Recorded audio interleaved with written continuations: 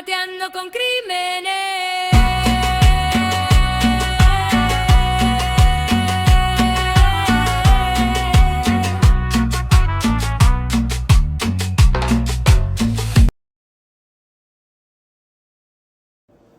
Hola, ¿cómo están? Muchas gracias por estar con nosotros. El día de hoy les traigo una historia que es basada en Nueva York, que es una historia real de María Tifoidea. En inglés se dice Mary Typhoid, por eso me da muchas ganas de decir María Typhoides, así que si me escuchan decirlo sé que está mal, pero me sale así. ¿Qué quieren que les diga? Muchas gracias por estar con nosotros el día de hoy. Obviamente vamos a estar tomando unos matecitos y les quiero contar que he estado viendo unos shows, bueno, una película. Vi la película de Obsession, que realmente pensé, bueno, si no la han visto, voy a tratar de no dar spoilers, pero pensé que era más como una película de una chica que estaba re obsesionada con el novio, así tipo como nos caracteriza a las latinas, pero así medio una relación tóxica, me imaginé yo, pero no, nada que ver, era como más de miedito y era más sobrenatural, así que sí, miedo, a mí me encantan las películas de terror, así de miedo, súper miedo no fue, pero estaba buena, de repente la ves y hay algunas cositas que no son sobrenaturales y son como de tóxica, pero bueno, les paso a contar esto. Esta historia es, como les decía, de María Tifoidea, la mujer más temida de Nueva York. Espero que ustedes estén bien, pónganse cómodas, sírvanse unos matecitos. Hoy día no vamos a hablar de un asesino serial, ni de un secuestrador, ni de una estafadora. Sin embargo, la protagonista del día de hoy es una mujer que mató a muchas personas sin tener que usar ningún tipo de arma. Su nombre quedó grabado para siempre como sinónimo de enfermedad, peligro y muerte. Durante más de 100 años, cuando alguien en Estados Unidos quería decir una frase a una persona que contagiaba problemas a todos, que tenía alrededor así de re mala onda, ponele, le decían, ay, sos una María Tifoidea, una María Tifoidea. Ay, no seas María Tifoidea, tipo así. Pero realmente quién era esta mujer, fue una criminal, fue una víctima o simplemente tuvo la mala suerte de vivir en una época en la que la ciencia todavía estaba aprendiendo cómo funcionaban las enfermedades, porque esta historia tiene absolutamente de todo. Es en Nueva York, tiene millonarios, detectives, médicos, persecuciones y una pregunta que todavía hoy genera debate. ¿Puede el Estado quitarle la libertad si representás un riesgo para los demás, incluso cuando vos no te sentís enfermo? Bueno, ahora lo vamos a ver. Bienvenidos, esto es Mateando con Crímenes.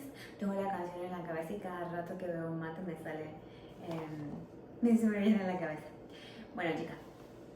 Entonces, vamos a conocer la historia de María Mallon, o Mary Mallon, la mujer que pasó a la historia como María Tifoidea o María Typhoides, como me gusta decirle a mí, o en inglés Typhoid Mary. Imagínense esto, Nueva York, principios del siglo XX. Para entender esta historia tenemos que viajar a una ciudad completamente distinta a la que conocemos hoy. Estamos en Nueva York alrededor del año 1900. La ciudad estaba creciendo a una velocidad impresionante. Cada año llegaban cientos y cientos de inmigrantes. Muchos escapaban del hambre, otros buscaban trabajo y otros simplemente soñaban con empezar una nueva vida. Entre ellos había una enorme comunidad irlandesa. Y ahí aparece nuestra protagonista. Chun, chun, chun. ¿Quién era Mary Mallon? Mary Mallon nació en Irlanda probablemente en 1869, aunque algunos registros de la época representan pequeñas diferencias. Como miles de inmigrantes irlandeses, llegó a Estados Unidos siendo una joven. No hablaba demasiado, no era una mujer famosa, no pertenecía a una familia importante, simplemente necesitaba trabajar y encontró empleo haciendo algo que sabía hacer muy bien: cocinar.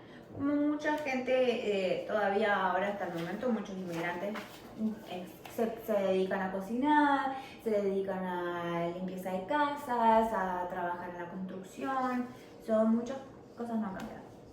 Con el paso de los años comenzó a trabajar como cocinera para familias adineradas de Nueva York. Y eso era muy buen empleo. No cualquiera cocinaba para la alta sociedad. Se necesitaba experiencia, confianza y buenas referencias. Mary era considerada una excelente cocinera, especialmente famosa por sus postres preparados fríos durante el verano. Nadie imaginaba que, sin saberlo, cada cocina donde trabajaba iba a convertirse en el comienzo de un misterio. Y re mala onda. Pero antes de seguir con Mary, necesitamos hablar de la verdadera protagonista invisible de esta historia, una bacteria. ¿Qué era la fiebre tifoidea? Hoy la fiebre tifoidea es relativamente poco frecuente en países con sistemas modernos de agua potable y saneamiento. Pero a fines del siglo XIX era una enfermedad extremadamente peligrosa. La provocaba una bacteria llamada Salmonella enterica serotipo typhi, conocida comúnmente como Salmonella typhi. Typhi lo voy a decir en inglés porque no sé si se dice así en español, y si se dice en español le diría typhi o tifi, no sé. Se transmitía principalmente cuando alimentos o agua eran contaminados con materia fecal de una persona infectada. En otras palabras, yo diría comidita con caca o agüita con caca. Que no estamos muy lejos, y por el caso que estoy haciendo esto, porque por favor, se han contagiado todos. Yo vivo acá en Texas, se han contagiado todo el mundo, todo el tiempo no pueden ir a trabajar porque les da vómitos, diarrea explosiva y andan todos enfermos, porque lamentablemente acá la comida hay veces que se contamina, especialmente lo que es la lechuga, es lo que piensan que está transmitiendo eso ahora. Bueno, cuando no hacía falta que alguien tosiera, no hacía falta sangre, no hacía falta contacto físico. Bastaba con que una persona infectada manipulara alimentos sin una correcta higiene de mano. Mary, o sea, que no se lavaba las manos la loca. Y listo. La bacteria podía pasar directamente a quienes consumieran esa comida. Los síntomas podían incluir fiebre alta, dolor abdominal, debilidad extrema, diarrea o estreñimiento, dolores musculares y en muchos casos hasta la muerte. En aquella época no existían antibióticos, así que contraer fiebre tifoidea podía ser una sentencia de muerte. En algunas ciudades la enfermedad causaba miles de casos al año. Acá aparece una de las claves de esta historia. En 1900 ya se sabía que las bacterias causaban enfermedades. Lo que todavía no estaba completamente comprendido era que algunas personas podían portar la bacteria sin enfermarse jamás, o sea, asintomáticos. Así me hace acordar tipo cuando pasó la pandemia, que había personas asintomáticas que estaban contagiando medio mundo y otras personas que, o sea, las veías toser un poquito y volvías a pensar que tenían COVID. Tipo así. Hoy eso nos parece normal. Después de la pandemia del COVID, todos escuchamos hablar de personas asintomáticas. Pero hace más de 100 años esa idea todavía era revolucionaria. Muchos médicos ni siquiera creían que fuese posible, y justamente Mary Mallon iba a convertirse en el ejemplo más famoso del mundo. En agosto de 1906 ocurrió algo extraño. Una familia muy rica llamada Warren alquiló una enorme casa de verano en Oyster Bay, en Long Island. Era un lugar exclusivo de vacaciones, aire fresco, todo parecía perfecto. Pocos días después contrataron a una nueva cocinera, Mary Mallon. Y entonces empezó el desastre.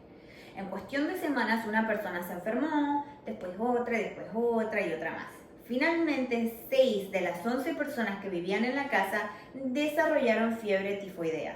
Para una familia adinerada, aquello era inexplicable. La enfermedad normalmente estaba asociada a barrios con problemas sanitarios, no en mansiones de verano, O sea, te imaginas que yo me imagino que les dio la revergüenza, porque cómo puede ser que nos dé eso, que es contaminación básicamente de personas enfermas, o más que nada se veía como que hay poca higiene y por eso les da esta enfermedad. Y porque aparte eran gente de plata, remilipili todos. Los propietarios tenían miedo de que la casa quedara marcada como lugar peligroso o que nadie quisiera alquilarla otra vez. Y necesitaban una explicación, y rápido. Cuando nadie encontraba respuestas, encontraron a un ingeniero sanitario llamado George Soper. No era policía, no era detective, pero investigaba brotes de enfermedades y era muy bueno en su trabajo. Soper empezó revisando lo más lógico: el agua, no era; los pozos, no era; la leche, tampoco; los mariscos, y adivinaste, tampoco. Todo parecía estar en condiciones. Entonces decidió hacer algo distinto. En lugar de investigar a la casa, investigó a las personas y descubrió algo curioso. La única empleada nueva era la cocinera, Mary Mallon. Lo más extraño no era que, pocos días antes del brote, Mary había renunciado y ya estaba trabajando para otra familia. O sea que Mary dijo: ay, mierda, se me enfermaron todos, nos tomamos el palo. O algo mucho, esto era una, entonces se tomó el palo, está trabajando con otra familia y este tipo que andaba investigando dijo: una coincidencia o algo más está pasando.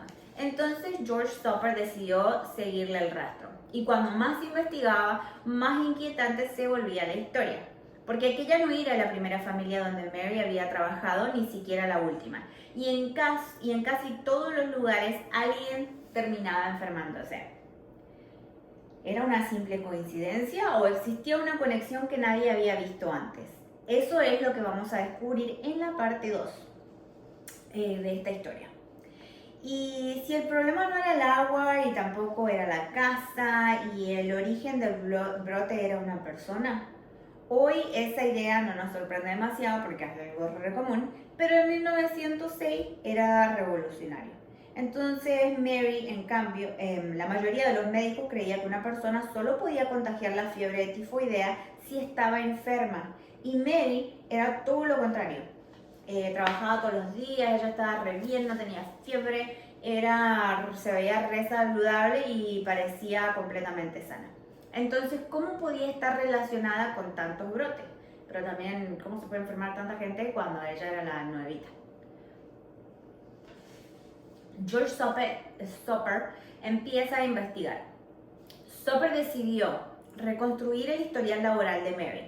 Y no fue sencillo. En esa época no existían computadoras basadas en datos, ni registros digitales. Todo implicaba revisar archivos, hablar con familias, entrevistar empleados y buscar antiguos contratos de trabajo. Poco a poco empezó a aparecer un patrón.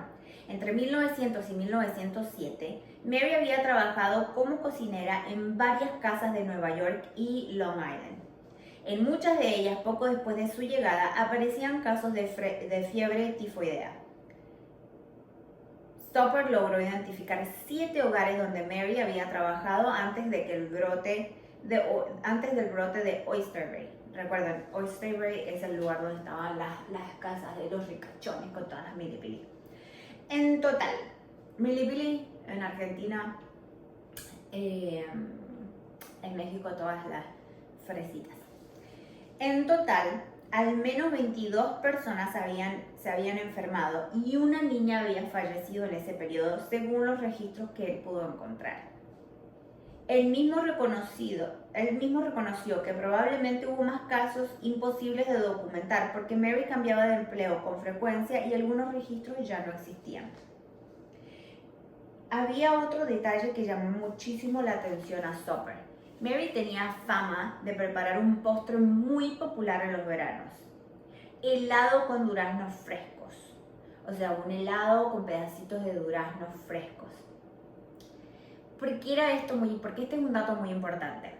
Porque en esos postres no se cocinaba y el calor mata la bacteria de tifoidea, de la salmonela. Y si Mary manipulaba alimentos que luego eran cocinados, el riesgo se disminuía. pero un postre fresco o un postre frío permitía que cualquier bacteria presente en sus manos llegara directamente al plato. Hoy, esto puede parecer una hipótesis lógica. En ese momento fue una observación brillante de este tipo porque, o sea, no era algo que ellos sabían, ¿entendés? No existía ninguna prueba definitiva, pero era una explicación consistente con los brotes. Conocido de que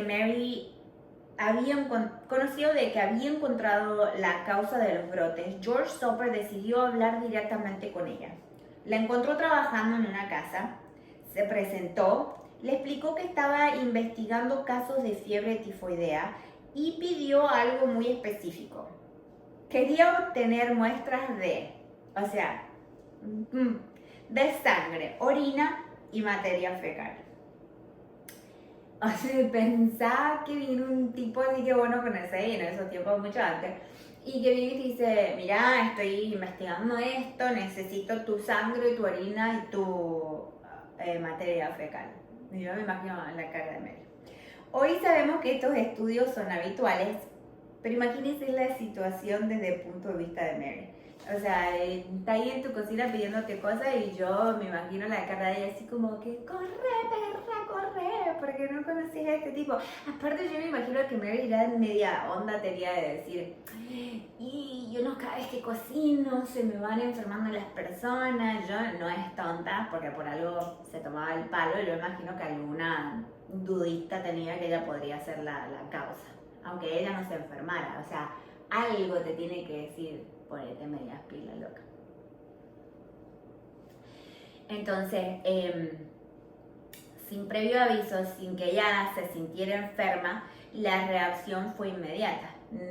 O sea, Mary se puso de los pelos, estaba re enojada. Según el propio relato de Soper, ella tomó un tenedor de cocina y comenzó a perseguirla alrededor de la casa. Imagínate que querés qué, que vos me querés pedir qué.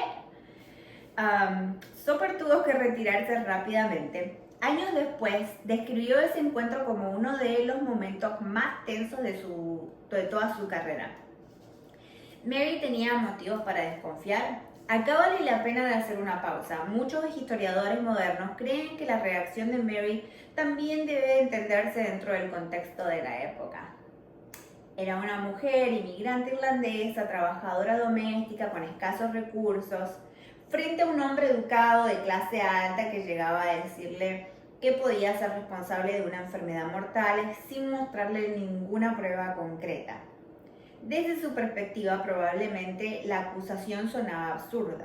Además, ella nunca había tenido síntomas de fiebre tifoidea, no entendía cómo podía contagiar una enfermedad que jamás había padecido. Esta interpretación aparece en diversos trabajos históricos y busca contextualizar su reacción, aunque no cambia los hechos comprobados sobre la investigación. Ok, eso pasó mucho tiempo, te la creo, que de repente no tenés estudios, es algo nuevo, o sea, ni la gente que era reestudiada sabía que eso podía pasar. Pero no sé, ponete un poquito las pilas. Primero que nada, no se lava las manos. Segundo, que si vos a una casa y te enferman y te tomaste el palo antes que pase algo, alguna sentido de culpabilidad tenés que haber tenido para andar tomándote el palo antes de que te agarren. La intervención del Departamento de Salud. Después del fracaso del encuentro, Soper decidió pedir ayuda al Departamento de Salud de Nueva York. La investigación quedó en manos de la doctora Sarah Josephine Baker, una de las médicas de salud pública más importantes de la ciudad. Baker ya tenía experiencia controlando brotes infecciosos y trabajando en barrios donde las enfermedades eran frecuentes. Cuando revisó el informe de Soper, comprendió que, si la hipótesis era correcta, estaban frente a un problema enorme. No podían obligar a Mary a colaborar sin una orden, pero tampoco podían ignorar el riesgo. En marzo de 1907, Baker y varios funcionarios sanitarios localizaron nuevamente a Mary. Según el relato de la propia doctora Baker, Mary volvió a negarse e intentó escapar. Se escondió dentro de la vivienda, Finalmente fue localizada y detenida por las autoridades sanitarias. No fue arrestada por cometer un delito, fue retenida bajo las leyes de la salud pública vigentes en Nueva York. Es una diferencia importante. Mary nunca fue acusada de asesinato ni de homicidio. La decisión se basó en que las autoridades consideraban que representaba un riesgo sanitario para la población. Las pruebas. Ya bajo supervisión médica, finalmente pudieron realizarle los estudios. Los resultados sorprendieron incluso a los investigadores. En múltiples muestras se detectó la presencia de la Salmonella typhi. Mary era efectivamente portadora de la bacteria, pero seguía sin presentar síntomas. O sea, como habíamos dicho antes, era asintomática. ¿Asintomática o asintomática? Bueno, ustedes me entienden. Ya como les dije antes, yo a veces me invento palabras. Como sea. Después lo escribo, a ver cuál de las dos es la busco, la voy a googlear. Y eso que le pregunté al ChatGPT, ¿cómo se dice esto? ¿Cómo se dice el otro? Ok, entonces, Mary era efectivamente portadora de la bacteria, pero seguía sin presentar síntomas. Para la medicina del principio de los siglos XX, aquello era un furor extraordinario.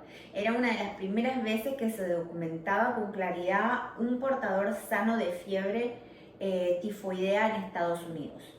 Este descubrimiento cambiaría para siempre la forma en que los médicos entenderían la propagación de las enfermedades infecciosas. Un viaje sin riesgo.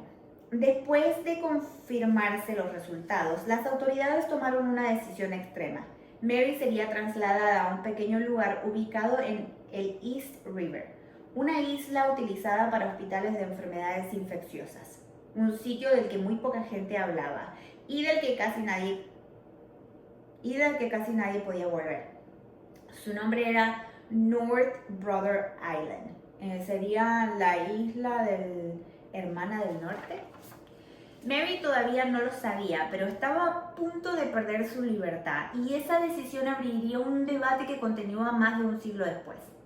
¿Puede el Estado encerrar a una persona sana para proteger el resto de la sociedad? Imagínate esto. Un día estás trabajando como cocinera, nunca te sentís enferma, no tenés fiebre, no te duele nada, y de un momento para el otro el Estado decide quitarte la libertad porque según los médicos representas un peligro para los demás. Eso fue exactamente lo que ocurrió con Mary Madden. Y lo más increíble es que más de 100 años después todavía hay personas que discutan de esa decisión fue la correcta. Vamos a decir, no sé si en ese momento fue tan, qué cosa, porque si antes tu marido te podía meter al loquero porque decía que vos estás chapita y te decía, ay no, porque esto y tal vez nada que ver. Mira que nos van a meter a esta otra que estaba enfermando a medio mundo. Mary fue trasladada a North Brother Island, una pequeña isla ubicada en el East River, entre el Bronx y Rikers Island. En ese lugar funcionaba Riverside, el hospital de Riverside, un establecimiento destinado principalmente a pacientes con enfermedades infecciosas como la viruela. No era una prisión, pero tampoco era un lugar del que pudiera irse cuando quisiera. O sea, que sí era una prisión. Si vos no te podías ir de un lugar, era una prisión. Quienes eran enviados allí permanecían aislados para evitar contagios. Las autoridades sanitarias consideraban que era una medida de protección para la comunidad. Mary recibió una pequeña casa dentro del predio del hospital. No estaba encerrada en una celda. Podía caminar por la isla, hablar con médicos y enfermos, leer, cocinar para ella misma, pero había un detalle imposible de ignorar. No podía salir. Es una islita chiquitita, si la buscan en el mapa la van a ver. Y los que estaban en control de esa isla tenían el control de quién salía, o sea, y quién entraba. Mira que te podías agarrar un barquito e irte, es otro tipo de cárcel, ponele. Durante meses insistió en que estaba perfectamente sana. Les repetía a los médicos, nunca tuve fiebre tifoidea. Y desde su punto de vista era cierto, ella jamás había desarrollado síntomas. Por eso no entendía que estaba privada de su libertad. Los médicos comenzaron a estudiar a Mary casi como si fuera un caso único en el mundo. Les realizaron numerosos análisis de materia fecal, los resultados no siempre eran iguales, algunas muestras daban negativas, otras positivas. Eso confundía incluso a los especialistas. Con el tiempo descubrieron que los portadores crónicos pueden eliminar la bacteria de manera intermitente. Hoy eso está ampliamente documentado, pero en 1907 todavía era un concepto completamente nuevo. O sea que era un cuy. Era un... no, un cuy es un chanchito, un guinea pig. Era una guinea pig. Un chanchito de Nueva Guinea. Algo así. Un cuy. La propuesta de los médicos. Los especialistas le ofrecieron una solución. Querían extraerle la vesícula mediante una cirugía. En teoría, eso podría eliminar el lugar donde la bacteria permanecía. Pero hay que entender el contexto. Estamos hablando de 1907. Las cirugías abdominales todavía tenían riesgos muy elevados. Los antibióticos ni existían, o sea que te agarró una infección y cagaste. Mary preguntó algo completamente lógico. ¿Y si la operación sale mal? Los médicos no podían garantizarle que sobreviviría. Tampoco podrían asegurarle que la cirugía resolvería el problema. O sea, esto era, vamos a intentar, te lo sacamos a ver si funciona. Pero ni ellos ni sabían. Frente a esa incertidumbre, Mary dijo que no.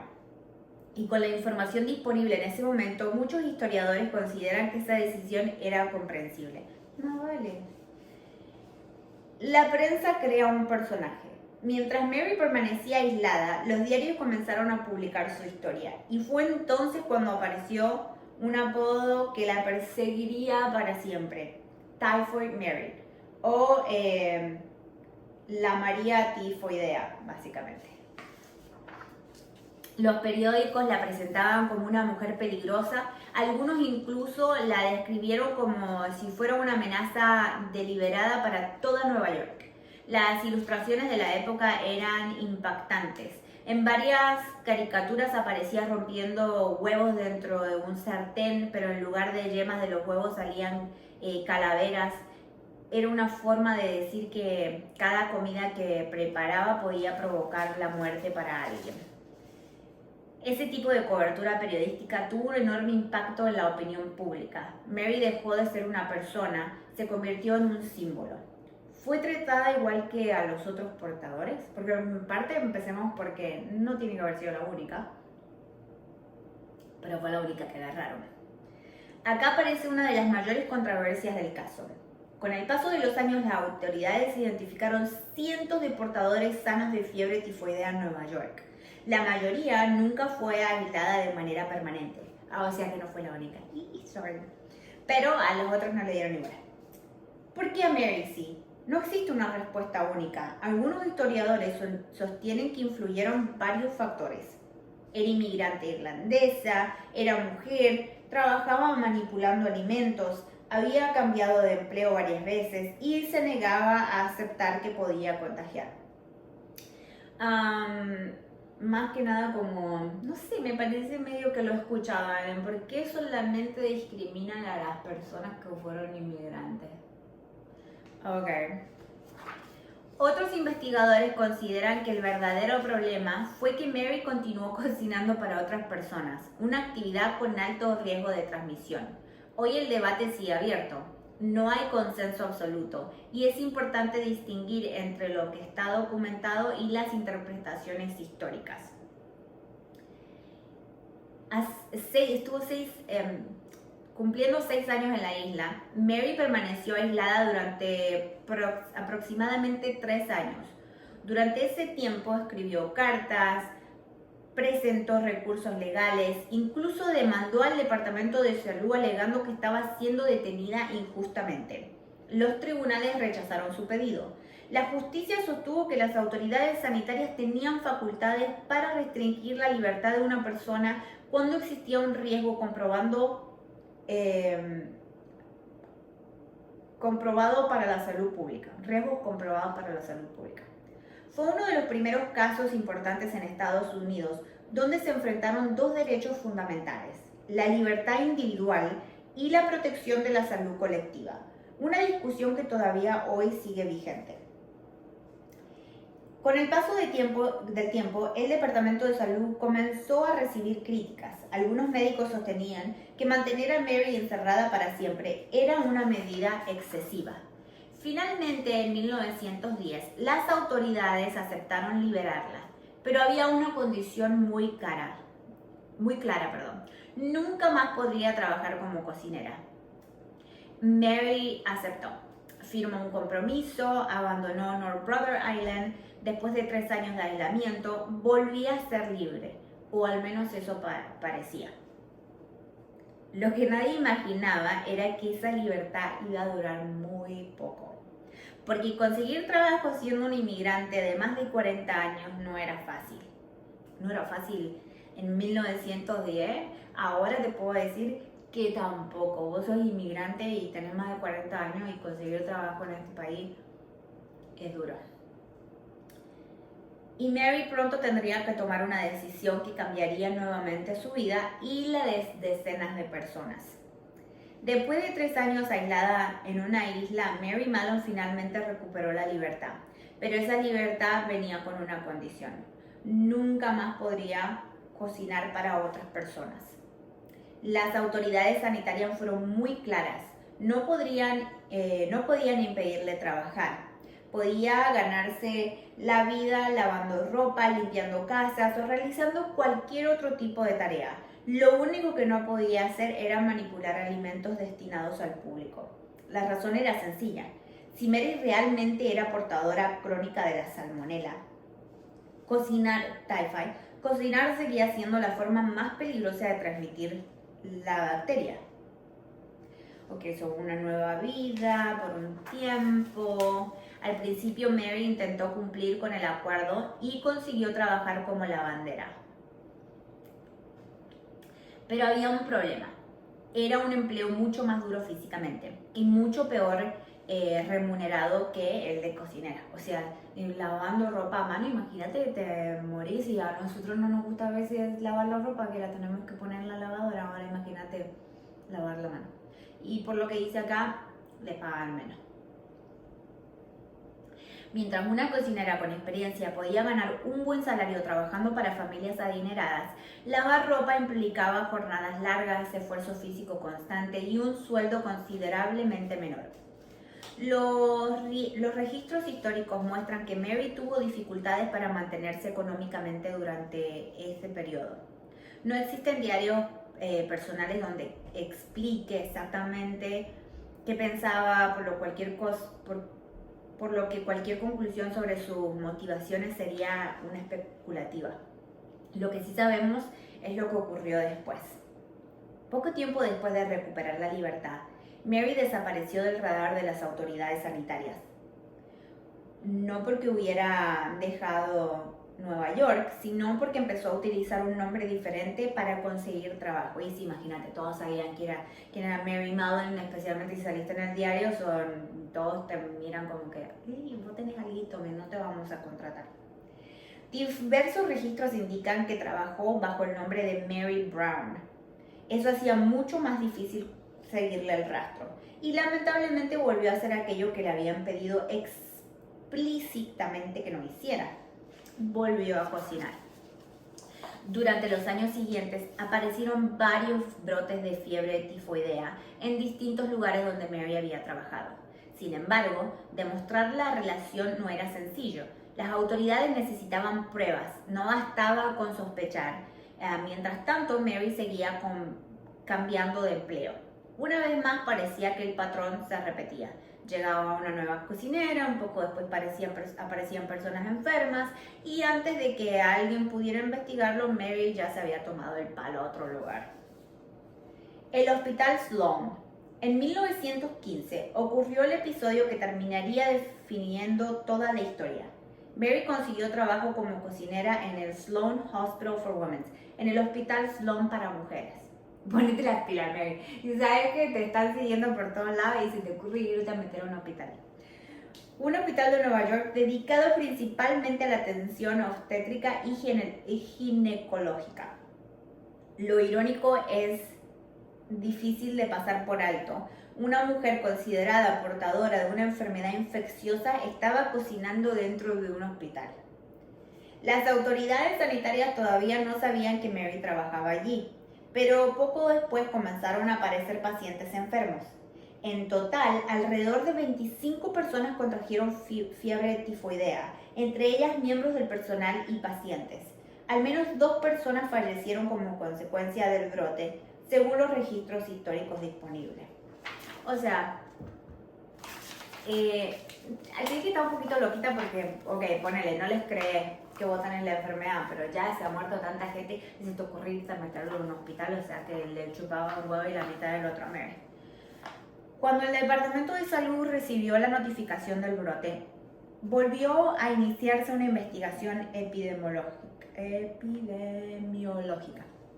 Los inspectores comenzaron a revisar el suministro de agua, los alimentos, el personal, las condiciones sanitarias y otra vez apareció el mismo nombre, o mejor dicho, el mismo rostro. La mujer que estaba bajo el nombre de Mary Brown era en realidad Mary Mallon. Para las autoridades la situación era muy distinta a la de 1907. Ahora existía un acuerdo firmado. Mary había aceptado no volver a cocinar y sin embargo había regresado exactamente al mismo tipo de trabajo. El segundo arresto sanitario. En marzo de 1915, funcionarios del Departamento de Salud localizaron a Mary y la detuvieron nuevamente. Esta vez no hubo una larga discusión científica. Las autoridades entendieron que ya no podían confiar en que cumpliera voluntariamente las restricciones. Fue trasladada otra vez a North Brother Island, solo que, a diferencia de la primera ocasión, esta vez no había segunda oportunidad. Un aislamiento permanente. Mary permaneció en North Brother Island durante los siguientes 23 años.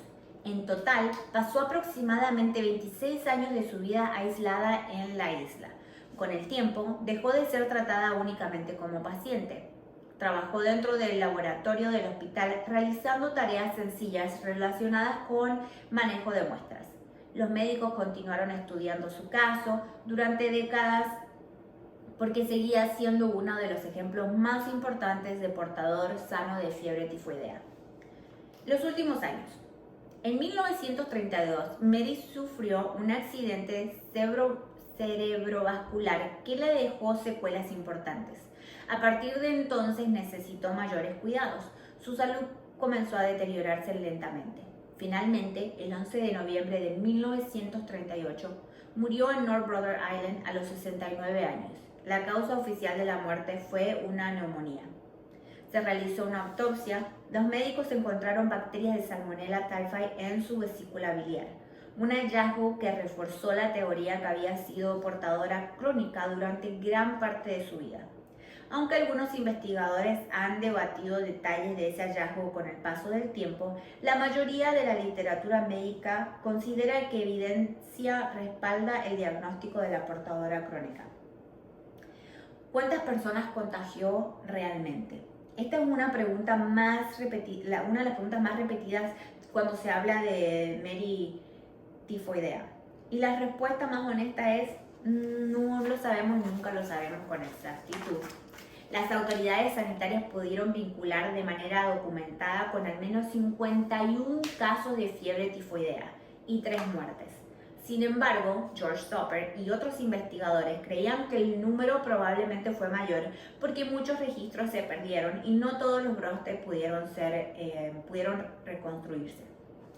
Es importante distinguir entre los casos documentados y las estimaciones históricas. Aparte, en ese tiempo no sé qué tan bien llevaban eso de tener todo como en files, en un lugar, pues con el nombre, o sea, tu récord médico y eso. Y aparte también se dice que a muchas personas no les gustaba decir que sus familiares queridos habían muerto de eso porque era como que, ay, ¿cómo se murieron de eso? La historia parecía haber terminado, pero en realidad recién estaba empezando. Otra mucho más grande, porque el nombre de Typhoid Mary o Mary tifoidea dejó de pertenecer solamente a Mary Mallon. Se convirtió en una expresión utilizada en todo el mundo y también abrió un debate ético que sigue vigente más de un siglo después. Y si te dijera que más de un siglo después todavía no hay una respuesta definitiva sobre Mary Mallon, Hay quienes creen que fue una mujer irresponsable que aún sabiendo que podía contagiar una enfermedad mortal, decidió seguir cocinando. Otros sostienen que fue una inmigrante pobre, convertida en el chivo expiatorio de un sistema de salud que necesitaba demostrar que tenía el control de una enfermedad que todavía no entendía del todo. Y como suele pasar en la historia, la realidad probablemente sea mucho más compleja que cualquiera de estas dos versiones.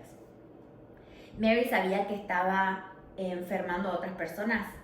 Esta es probablemente la pregunta más importante del caso.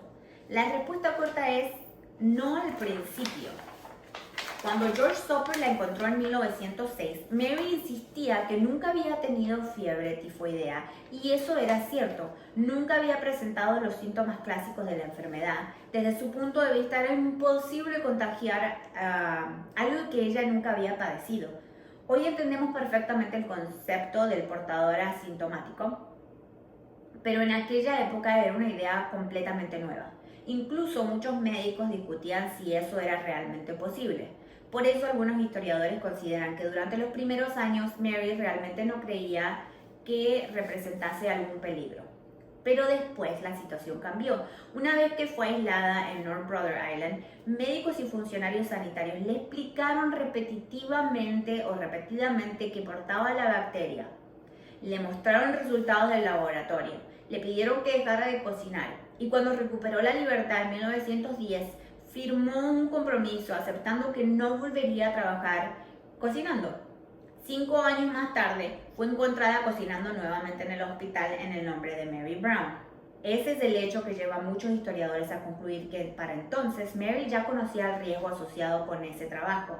No significa que no comprendiera todos los aspectos científicos de la enfermedad, pero que sí había sido advertida por las autoridades.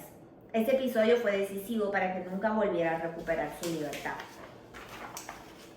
Fue tratada de manera justa. Acá es donde la causa se vuelve realmente interesante. Con el tiempo, las autoridades sanitarias de Nueva York identificaron más de 400 portadores sanos de fiebre tifoidea. La gran mayoría nunca fue aislados de por vida. Entonces, ¿por qué Mary sí? Los historiadores plantean varias explicaciones. Primera hipótesis.